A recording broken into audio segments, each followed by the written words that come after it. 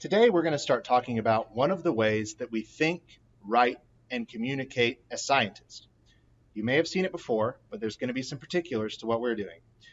We're looking at claim, evidence, and reasoning as our tool for that this year.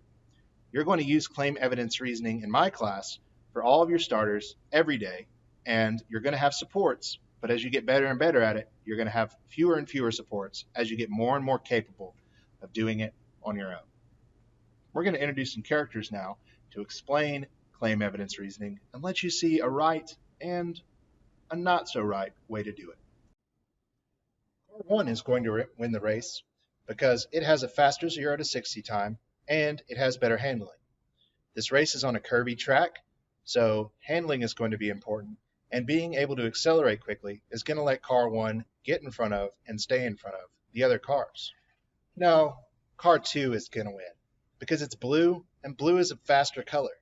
Also, Sarah Danger's driving it. That's my friend's girlfriend, and he wouldn't date somebody that loses races. We just saw blue and green have an argument. One of them was being pretty scientific, the other one not so much. But when we're having an argument or a discussion in science, we try to use at least three parts: a claim, the evidence for that claim, and the reasoning that connects that claim and evidence together. A claim is a statement that answers a question, says something that you want to support as true, or offers a solution to a problem. For instance, blue and green were saying either car 1 will win the race or car 2 will win the race. Evidence is the support for that claim. It's the proof that you have that your idea is correct or at least worth thinking about.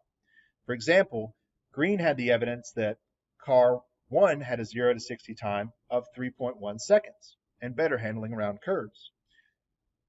Blue had the evidence that he liked the driver and he thought that blue cars are faster cars. When we look back at that evidence that they were looking at, we can see that neither of them used everything, and you won't always use all the information that you have available. It's up to you to decide first what evidence is true, then what evidence is important. Then you're going to use reasoning to tie your claim and evidence together. This answers the question, why does this evidence matter?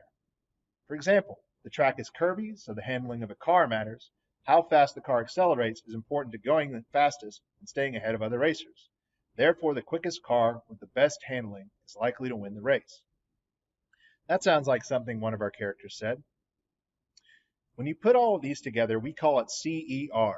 And we're going to use the CER method to answer all of our starters, and that's our new procedure that we're adding today.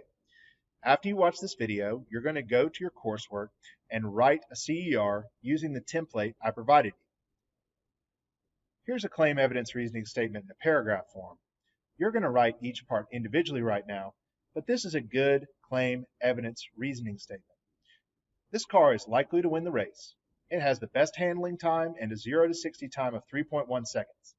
The track is curvy, so handling is important for this race. A fast 0 to 60 time shows the car has quick acceleration, so it's more likely to get ahead of the other racers and win the race. I was right, car 2 won the race. Where's your claim, evidence, and reasoning now? Well, you did end up being right.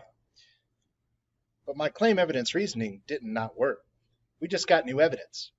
We got to actually watch the race, and we got the evidence that car 2 won. Now, maybe it was the difference in the drivers, although I kind of doubt it was for the reason that you said. But sometimes you can do everything right, and you're still going to get the wrong answer. It's your job as a scientist not to be right in the first place, but to use that as an opportunity to learn. You're going to look back and see if there's new evidence. Maybe there was a problem with your reasoning, and you're going to adjust your claim. That's what scientists do. Change our minds